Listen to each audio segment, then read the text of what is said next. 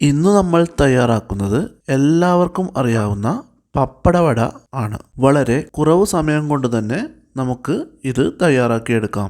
മസാല തയ്യാറാക്കുന്നതിനായി ആദ്യം തന്നെ ഒരു മിക്സിംഗ് ബൗളിൽ 1/2 കപ്പ് അരിപ്പൊടി ഇട്ട് കൊടുക്കുന്നുണ്ട്. അതിനുശേഷം 1/4 ടീസ്പൂൺ മഞ്ഞൾപ്പൊടി, 1 teaspoon Kashmiri chilli powder, 1/2 teaspoon ജീരകം, 2 ടീസ്പൂൺ എള്ള്.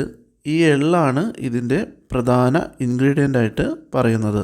1 നുള്ള് ഉപ്പ് കൂടി ചേർക്കുന്നുണ്ട്. ഇനി ഇതിലേക്ക് ആവശ്യത്തിന് വെള്ളം ഒഴിച്ചു കൊടുത്തുകൊണ്ട് നമുക്ക് വിസ്ക് ഉപയോഗിച്ച് മിക്സ് ചെയ്യാം. ദോശമാവിൻ്റെ ഒരു കൺസിസ്റ്റൻസിയിലാണ് നമ്മൾ മാവ് തയ്യാറാക്കുന്നത്. ഈ ഒരു പരുവത്തിലാണ് മാവ് തയ്യാറാക്കേണ്ടത്.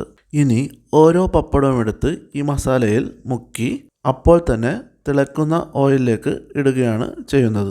ഓയിൽ നന്നായി ചൂടായതിനു ശേഷം മാത്രം പപ്പടം ഇടുക. ഇവിടെ ഓയിൽ ചൂടാകുമ്പോൾ ഇതുപോലെ ഓരോ പപ്പടമായി തിളക്കുന്ന ഓയിലിലേക്ക് ഇടുക. മസാല ഉള്ളതുകൊണ്ട് പപ്പടം കുക്ക് ചെയ്യാൻ കുറച്ച് സമയമെടുക്കും. ഇനി ഇത് മറിച്ചിട്ട് കൊടുക്കാം. ഇതിവിടെ റെഡി ആയിട്ടുണ്ട്. ബാക്കിയുള്ള പപ്പടവും നമുക്ക് വടയാക്കിയെടുക്കാം. വളരെ രുചികരമായ പപ്പടവട തയ്യാറായി കഴിഞ്ഞു. വീഡിയോ ഇഷ്ടമായാൽ ലൈക്ക് ചെയ്ത് ചാനൽ സബ്സ്ക്രൈബ് ചെയ്യുക.